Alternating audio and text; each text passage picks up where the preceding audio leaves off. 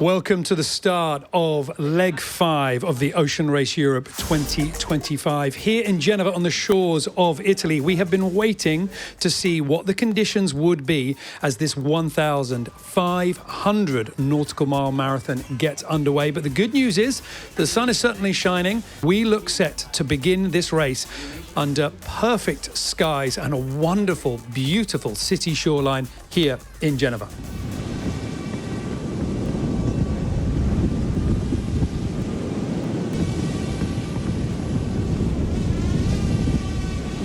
So from the sky, the 3D option, Team Amala, Alla Grande Mappe Racing, starting to the right-hand side as we look at it at the moment. But have a look at Paprec Arkea on the left, coming in, or they should be coming in, with what will be the right of way. The question is, can they make the line with pace in a way that forces the other boats to go? There, they are just coming into view on the left-hand side. Paprec Arkea now coming in. That white superstructure on the Black Hole race control vessel, one end of the start line, and then off view to the right-hand side is the other end of the line. Everybody now has laid their cards down. One boat starting on starboard tack with the right of way. That's Paprec Arkea. Johan Rishom wanting to be in control. The other boats all lining up for a port start. What can this boat do here? If Paprec Arkea can come in with pace, with the right of way, he has the option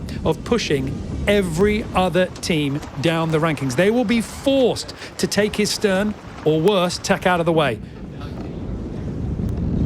Such little breeze for this last crucial moment.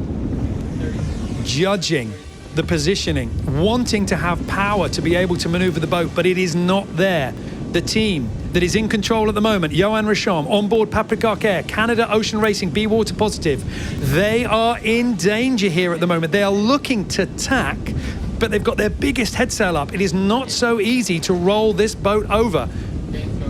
Who's got this right as we get into the final 10 seconds? And it looks like Paprec Arkea have realised that they're not going to be able to close out the leaders from here. They are furling their head sail, going for attack. Team Milizia hoping for space at the committee boat.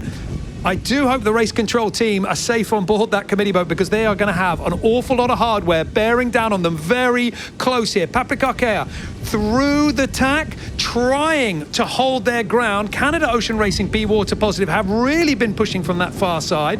Alla Grande Mappe with a good move, but is it Team Milizia who has been able to slip through here? They found enough space at the committee boat, and they look like they have just been pushing their bows clear of Paprec Arkea. Johan Rishom had a good approach. He had the rules on his side, but that extra last turn he decided to do has scrubbed the boat of speed. Meanwhile, behind, Biotherm coming off the line at the moment in 7th place. It is early days in this leg, but the one thing that Paprec Arkea will be wanting is for Biotherm to be on the back foot. And right now, this is not a good start for Paul Meilhat.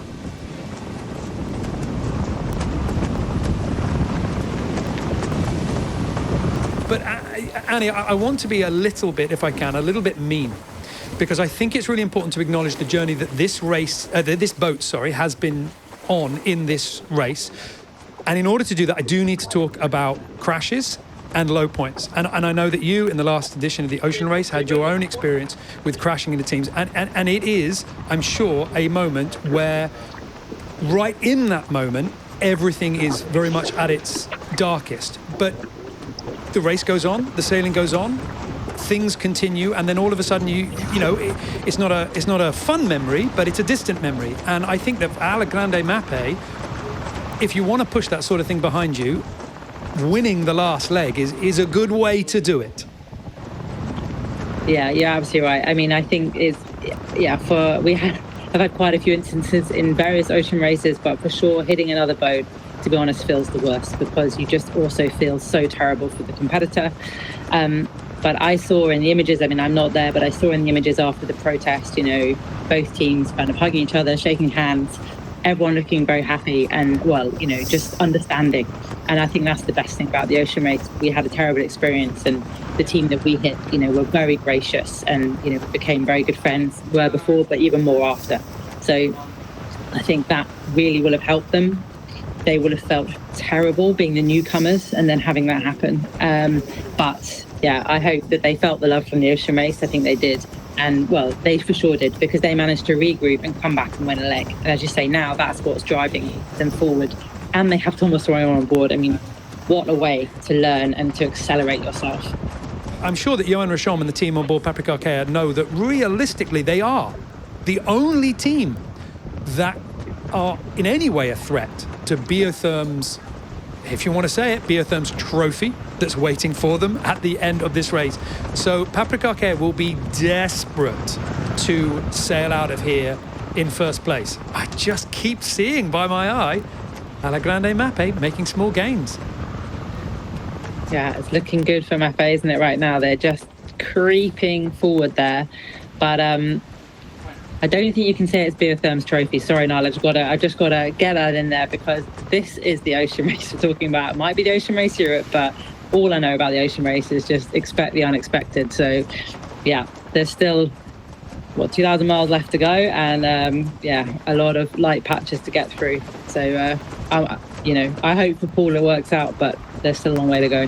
Very true. Maybe not the dream start for Paul Meilhat, but absolutely a good beginning to this leg. Yeah, really good start. I mean, he's such a cool customer, isn't he? Just look at him there. Just looking at everyone to leeward, and I don't know. I don't think Paul will be taking anything for granted. He's such a modest, such a nice guy, to be honest. I mean, but I'm so excited to see him do so well in this race. He actually has a lot of experience now in the ocean race in IMOCA, more than anyone else. And he's had many things go well and many things not go well, but how cool that it's all coming together. I mean, I'd like to say I think he deserves it. I think he creates such good teams.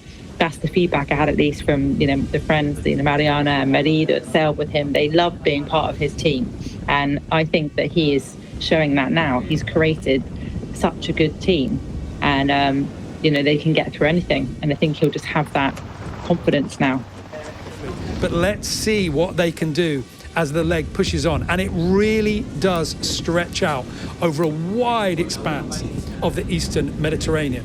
From that scoring gate that is waiting for the teams, waiting to award 2 points, they are going to be twisting their way through multiple waypoints before going round the southern side of Sicily and then into the Eastern Mediterranean.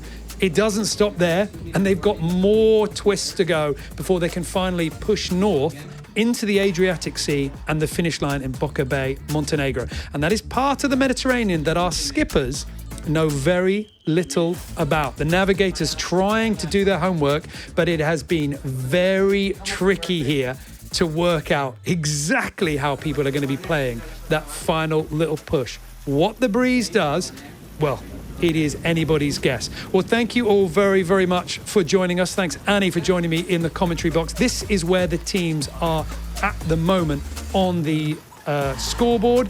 We'll have to see where these points get awarded to as leg 5 of the Ocean Race Europe 2025 gets underway. We have got 8 days of racing, and at the moment, who's going to win is anybody's guess. We'll see you soon.